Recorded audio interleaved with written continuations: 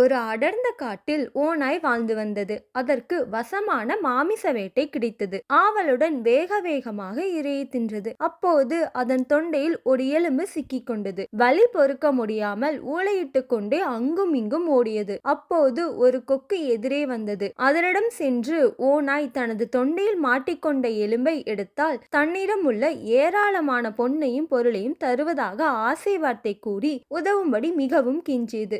ஓநாயின் ஆசை வார்த்தைகளுக்கு மயங்கிய கொக்கு உதவ முன்வந்தது. தனது நீண்ட அலகை ஓநாயின் வாய்க்குள் விட்டு எலும்பை எடுத்தது. சொன்னபடி பரிசு தரும்படி கொக்கு கேட்டது. பரிசா? உனக்கு நான் தருவதா என்று ஏளனமாக சிரித்தது ஓநாய். மேலும் உன் கழுத்தை கடித்துக் கொள்ளாமல் உயிருடன் உன்னை விடுவதே பெரிது. மரியாதையாக இந்த இடத்தை விட்டு ஓடிவிடு என்று விரட்டியடித்தது. நன்றியில்லாத ஓநாய்க்கு உதவியது பாவம் என்று எண்ணிக்கொண்டே கொக்கு தன் வழியே சென்றது. நீதி: ஆபத்தில் உதவியவனை அலட்சியப்படுத்தாதே. மற்றும் ஒரு இனிமையான கதையோடு நாங்கள் உங்களை சந்திக்கிறோம். லைக் மற்றும் சப்ஸ்கிரைப் பண்ணுங்க மக்களே.